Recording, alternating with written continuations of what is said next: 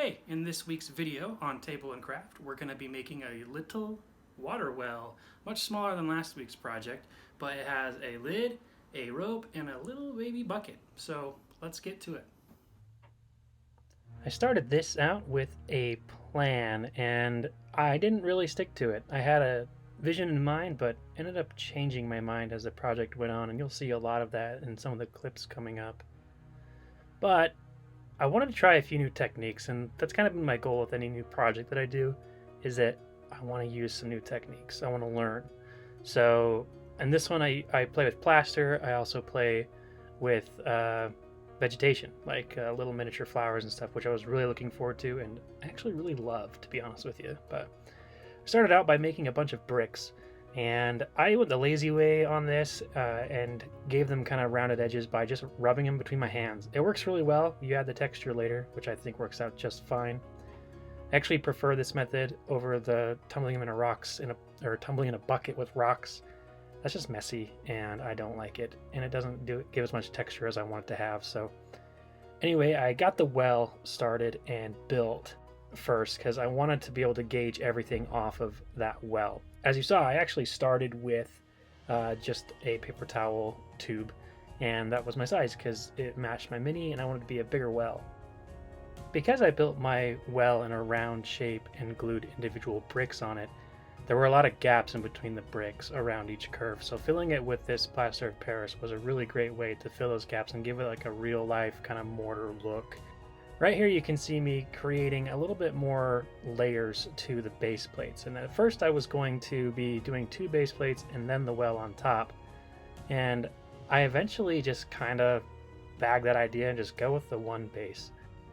I didn't really mind the second layer, but I just felt like simplifying the design would look a lot better in the long run, and I'm really glad that I did it.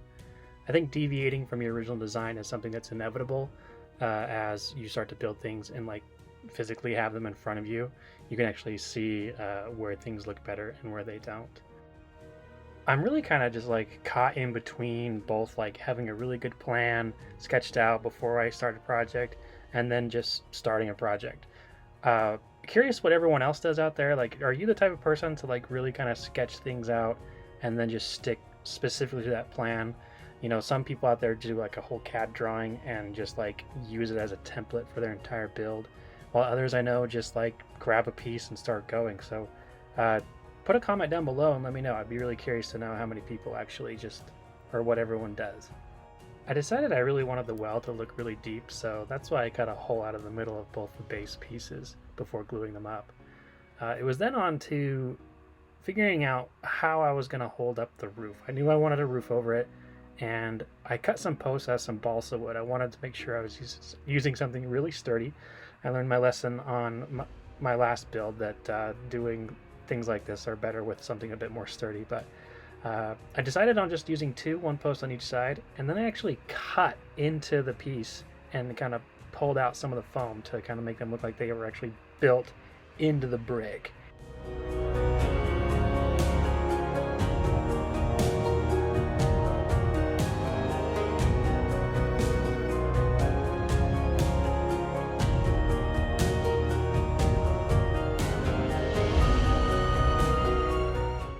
So then I went on to just kind of figuring out, you know, what's the roof going to look like. And this was kind of interesting. I played around a lot with some pieces, as you'll see here in a second.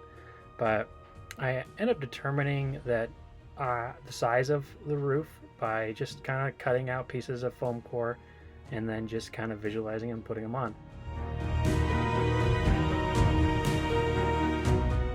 I really like working with hot glue. It just helps the project go by so much faster. I use it wherever I can.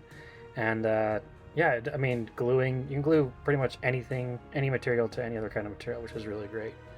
When I bought my wire brush, there was 3 of them in a pack, and there was like a nylon one, a brass one, and a stainless steel one. And the stainless steel one actually worked in putting the wood texture in the balsa wood, which was really sweet. The other parts I just did with the end of a clay sculpting tool. But then it was time to do some more shingles. A lot less than on the house that I did in my previous videos, but on this particular occasion I actually shrunk down the size of the shingles It was something that I noticed after I finished uh, my house shingles, was that I wish I would have made them a little bit smaller, a little bit more to scale to like the size of like the miniatures that would be putting them on, quote unquote. But yeah, from there it was just adding some trim pieces, capping it off, and I thought it turned out to look really great after getting all of these pieces all around the sides. And it all started to really kind of come together.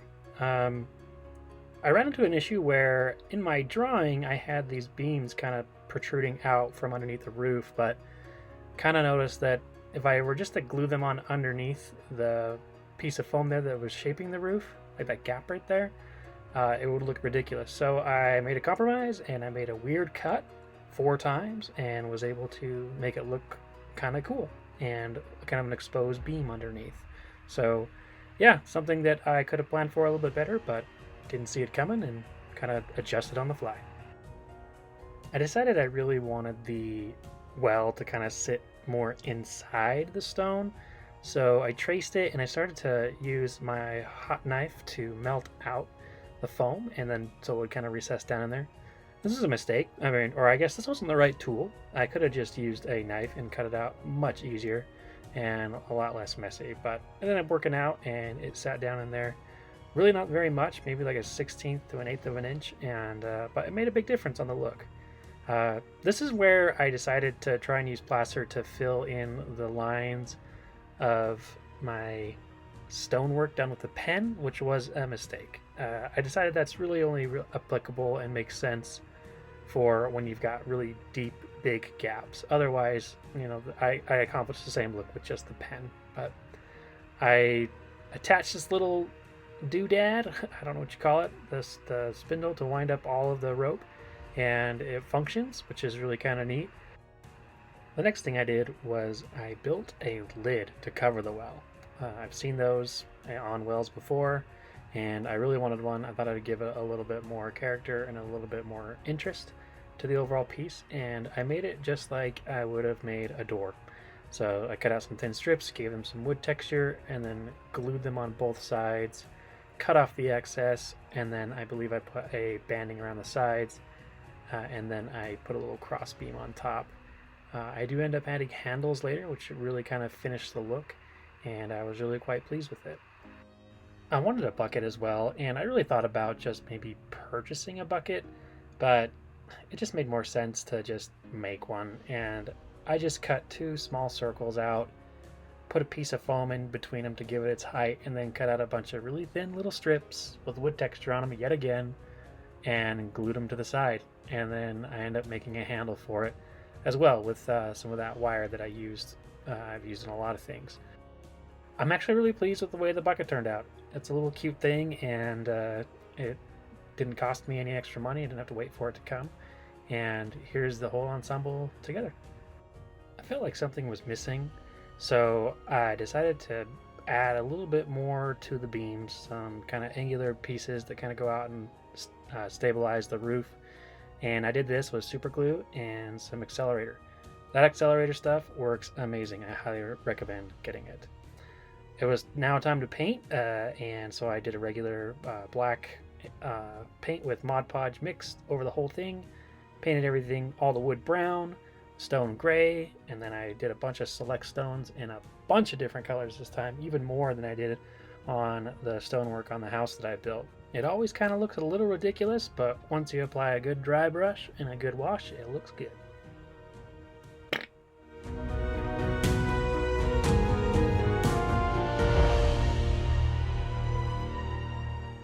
Dry brushing is always so much fun. It just, I said it in my last videos, but man, it just really brings all that texture to life that you spent a lot of time doing. I love it. But there is one thing that I do love more, and that is putting a nice juicy wash on it. Because then you get to see all the detail, and the end result is always so awesome. But I think my favorite thing is embellishments. Oh my gosh, embellishments. Putting on moss, plants, just bring everything to life. It's so great.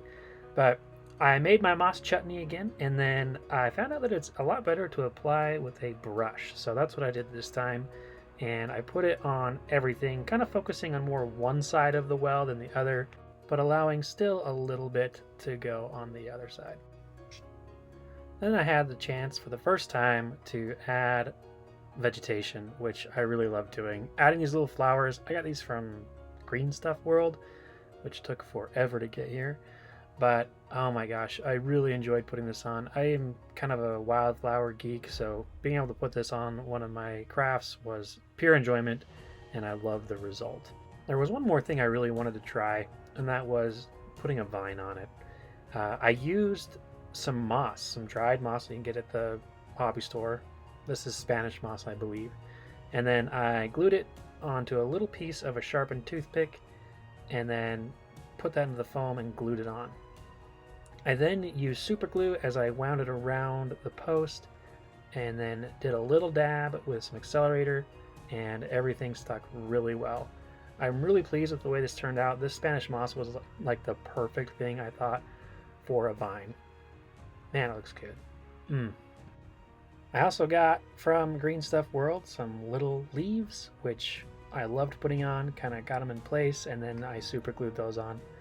Then I put on my bucket. I wasn't going to attach it to the rope, I just wanted it to kind of be there and look cute, and I think that was accomplished.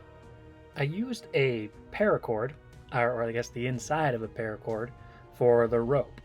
Really great stuff, honestly. It's like to scale, it winds around itself, it literally looks like a little mini rope for miniatures. And I kind of touched it up with just some sepia wash, super glued it to my spindle on one side, actually super glued it on both sides, and I wound it up on there.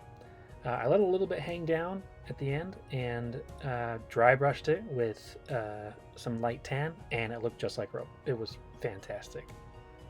After using some super glue and accelerator to attach the roof, I added a few more leaves, and then it was all finished, and I'm very pleased with how it turned out.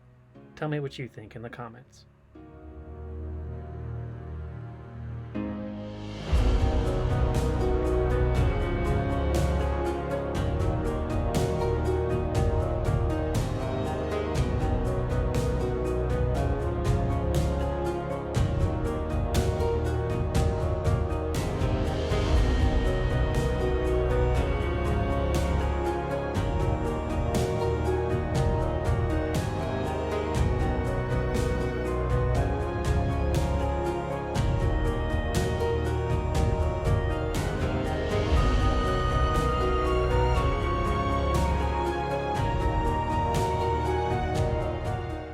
Thank you so much for watching.